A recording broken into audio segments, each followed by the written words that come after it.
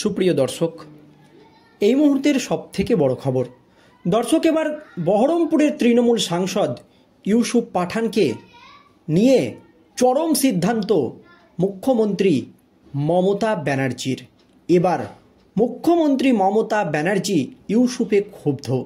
ঠিক কী হয়েছে দর্শক জানাবো আজকের এই প্রতিবেদনে আপনাদেরকে। খুবই গুরুত্বপূর্ণ প্রতিবেদন, আপনাদের সকলকে শেষ পর্যন্ত দেখার অনুরোধ রইল। দর্শক, আপনারা জানেন ভারত পাকিস্তান যুদ্ধ নিয়ে যখন গোটা দেশ জুড়ে চাপা উত্তেজনা, তখন খোদ মুখ্যমন্ত্রী মমতা ব্যানার্জি দেশের স্বার্থে কেন্দ্রের নরেন্দ্র মোদীর সরকারের পাশে দাঁড়িয়েছিলেন। তবে কাশ্মীরের পাহেলগ্রামের জঙ্গি হামলার ঘটনায় যে 27 জন নিরীহ নিরস্ত্র ভারতীয় পর্যটকের মৃত্যু হয়েছে তা নিয়ে কিন্তু ক্ষোভে ফুঁসছিল গোটা দেশ। সকলের একটাই দাবি ছিল, পাকিস্তানের বিরুদ্ধে কঠোর প্রত্যাঘাত চাই। সেই মতো প্রধানমন্ত্রী নরেন্দ্র মোদীর নির্দেশে ভারতের সেনাবাহিনী পাকিস্তানের 9টি জঙ্গি ঘাঁটিকে একেবারে ধুলোয় মিশিয়ে দিয়েছে। পাকিস্তানের জঙ্গি ঘাঁটিগুলোকে একেবারে ধূলিসাৎ করে দিয়েছে ভারতীয় সেনাবাহিনী। তার পরপরই একেবারে ক্ষোভে ফুঁসে উঠেছিল পাকিস্তান। ভারতে একের পর এক ড্রোন হামলা চালিয়েছিল পাকিস্তান, তবে তাদের একটাও ড্রোন সফলভাবে ভারতের মাটিতে আছড়ে পড়েনি। সব কিন্তু আকাশেই ধ্বংস করে দেওয়া হয়েছিল ভারতের এয়ার ডিফেন্স সিস্টেম সুদর্শন চক্র দিয়ে। আর এই আবহে পাকিস্তানের কিন্তু একাধিক বিমান ঘাঁটিকে ধ্বংস করে দিয়েছে ভারতীয় সেনাবাহিনী, যার জেরে একেবারে ধীরে ধীরে কোণঠাসা হয়ে পড়েছে পাকিস্তান। কিন্তু গোটা বহির্বিশ্বের কাছে পাকিস্তানকে উচিত শিক্ষা দিতে এবং পাকিস্তানের চরিত্র হনন করতে একটা বড়সড় পদক্ষেপ নিচ্ছেন প্রধানমন্ত্রী নরেন্দ্র মোদী। পাকিস্তান যে জঙ্গিদেরকে মদদ দেয়, জঙ্গি পুষে, এটা প্রমাণ করার জন্য একটি সর্বদলীয় কেন্দ্রীয় প্রতিনিধি দল গোটা বিশ্বের 13টি দেশে পাঠানোর সিদ্ধান্ত নিয়েছেন প্রধানমন্ত্রী নরেন্দ্র মোদী। আর এই দলে হাতিয়ার হিসাবে, অস্ত্র হিসাবে ইউসুফ পাঠানকে ব্যবহার করতে চাইছে প্রধানমন্ত্রী নরেন্দ্র মোদী। সেই জন্য কেন্দ্রের তরফ থেকে প্রধানমন্ত্রী নরেন্দ্র মোদীর ইচ্ছাতে ইউসুফ পাঠানের কাছে এসছিল একটি চিঠি, যাতে তিনি ওই প্রতিনিধি দলে থাকেন। এবং ইউসুফ পাঠান সেই চিঠির জবাব দিয়েছেন এবং সেই দলে থাকার জন্য তিনি কিন্তু পাসপোর্ট, ভিসা সব রকম বা সমস্ত রকম তথ্যই কিন্তু কেন্দ্রকে দিয়েছে। আর এই নিয়ে শেষ মুহূর্তে একেবারে নিজের অবস্থান স্পষ্ট করে দিয়েছেন মুখ্যমন্ত্রী মমতা ব্যানার্জি, যা নিয়ে গোটা দেশ জুড়ে নতুন করে হইচই পড়ে গিয়েছে। ইউসুফ পাঠানকে নিয়ে একেবারে চরম পদক্ষেপ মুখ্যমন্ত্রী মমতা ব্যানার্জির। ঠিক কী হয়েছে দর্শক শুনুন। অপারেশন সিন্দুর, এরপর দেশ জুড়ে রাজনৈতিক উত্তেজনা যেন নতুন মাত্রা পেয়েছে। সেই টিএমসি আবহে মোদী সরকারের সর্বদলীয় প্রতিনিধি দল গঠনের সিদ্ধান্তের ঘরোয়া রাজনীতিতে নতুন করে বিতর্কের জন্ম দিয়েছে। এই প্রতিনিধি দলে বিভিন্ন দলের সাংসদদের অন্তর্ভুক্ত করার সিদ্ধান্ত এমনকি কেন্দ্রের কূটনৈতিক উদ্যোগ বলে মনে করা হলেও অন্যদিকে বিরোধী দলগুলির তরফে তা রাজনৈতিক উদ্দেশ্য প্রণোদিত বলেই চিহ্নিত হয়েছে, যা নিয়ে রাজ্য রাজনীতিতে নতুন করে একেবারে জল্পনা তৈরি হয়েছে। এ প্রসঙ্গে সবচেয়ে উল্লেখযোগ্য ঘটনা ঘটেছে তৃণমূল কংগ্রেসের পক্ষ থেকে, কারণ কেন্দ্রীয় সরকার প্রাক্তন ক্রিকেটার ও তৃণমূল সাংসদ ইউসুফ পাঠানকে প্রতিনিধি দলে রাখার সিদ্ধান্ত জানায়। বিদেশ মন্ত্রক এবং সংসদীয় মন্ত্রী কিরণ রিজিজু তার সঙ্গে যোগাযোগ করে পাসপোর্ট সংক্রান্ত তথ্যও সংগ্রহ করেন। তবে ইউসুফ পাঠান নিজেও প্রস্তুতি নিচ্ছিলেন সরকারের জন্য, কিন্তু আচমকাই দলীয় সিদ্ধান্তে তাকে এই সফরে না যাওয়ার নির্দেশ দেওয়া হয়।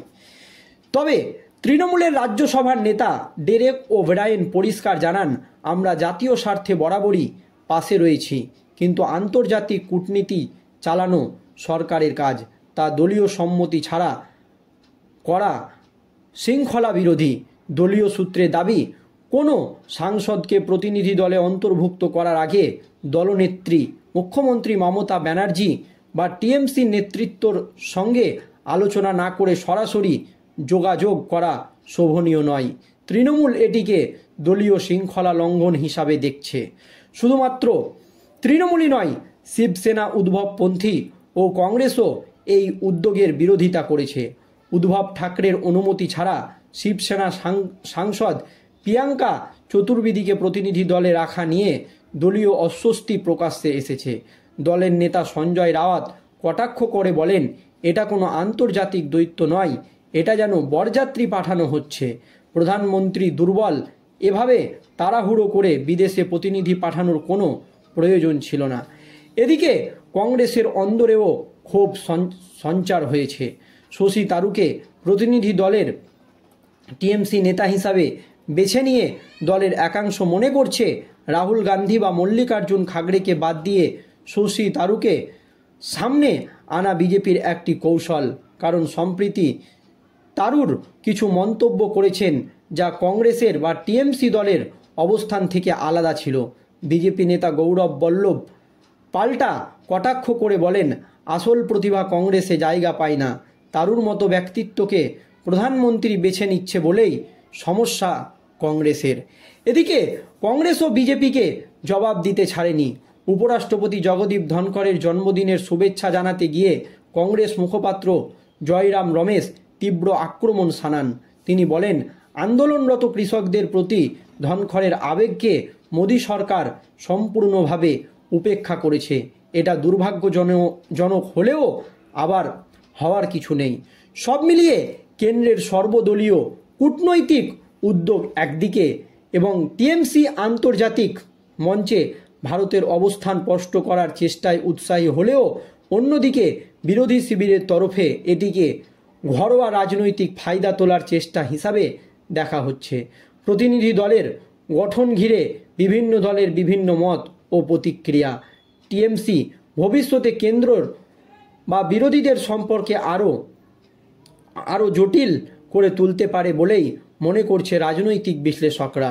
এই পরিস্থিতিতে প্রশ্ন উঠছে, জাতীয় স্বার্থের নামে রাজনৈতিক স্বার্থ কতটা জায়গা নিচ্ছে ভারতের পররাষ্ট্র নীতিতে।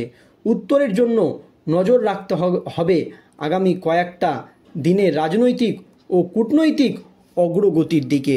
তবে ইউসুফ পাঠানকে নিয়ে রাজ্য রাজনীতিতে শুরু হয়ে গিয়েছে একেবারে জোর জল্পনা। কারণ অপারেশন সিন্দুরের পর দেশ জুড়ে রাজনৈতিক উত্তেজনা যেন একেবারে নতুন মাত্রা পেয়েছে এই ইউসুফ পাঠানকে নিয়ে। সেই আবহে মোদী সরকারের সর্বদলীয় দল গঠনের সিদ্ধান্ত ঘরোয়া রাজনীতিতে নতুন বিতর্কের জন্ম দিয়েছে। এই প্রতিনিধি দলে বিভিন্ন দলের সাংসদদের অন্তর্ভুক্ত করার সিদ্ধান্ত একদিকে কেন্দ্রের আর কূটনৈতিক উদ্যোগ বলে মনে করা হলেও অন্যদিকে বিরোধী দলগুলির তরফে তা রাজনৈতিক উদ্দেশ্য প্রণোদিত বলেই চিহ্নিত হয়েছে। এই প্রসঙ্গে সবচেয়ে উল্লেখযোগ্য ঘটনা ঘটেছে তৃণমূল কংগ্রেসের পক্ষ থেকে। কেন্দ্রীয় সরকার প্রাক্তন ক্রিকেটার ও তৃণমূল সাংসদ ইউসুফ পাঠানকে প্রতিনিধি দলে রাখার সিদ্ধান্ত জানায়। বিদেশ মন্ত্রক এবং সংসদীয় মন্ত্রী কিরণ রিজিজু তার সঙ্গে যোগাযোগ করে পাসপোর্ট সংক্রান্ত তথ্য সংগ্রহ করেন।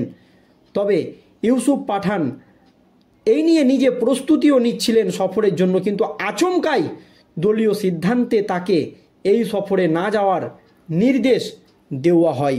তবে তৃণমূলের রাজ্যসভার নেতা ডেরেক ওব্রায়ন পরিষ্কার জানান, আমরা জাতীয় স্বার্থে বরাবরই দেশের পাশে রয়েছি, কিন্তু আন্তর্জাতিক কূটনীতি চালানো সরকারের কাজ, তার দলীয় সম্মতি ছাড়া করা বা শৃঙ্খলা বিরোধী। দলীয় সূত্রের দাবি, কোনো সাংসদকে প্রতিনিধি দলে অন্তর্ভুক্ত করার আগে দলনেত্রী বা নেতৃত্বের সঙ্গে আলোচনা না করে সরাসরি যোগাযোগ করা শোভনীয় নয়। তৃণমূল এটিকে দলীয় শৃঙ্খলা লঙ্ঘন হিসাবেই দেখছে। তবে এই নিয়ে ইউসুফ পাঠান কিন্তু এখনও পর্যন্ত মুখ খোলেননি। তাকে কিন্তু চিঠি পাঠানো হয়েছিল, তিনি সেই চিঠি সাদরে গ্রহণ করেছেন। এখন শেষ পর্যন্ত ইউসুফ পাঠান কী পদক্ষেপ নেয় সেই দিকেই আমাদের সকলের নজর থাকবে। ধন্যবাদ।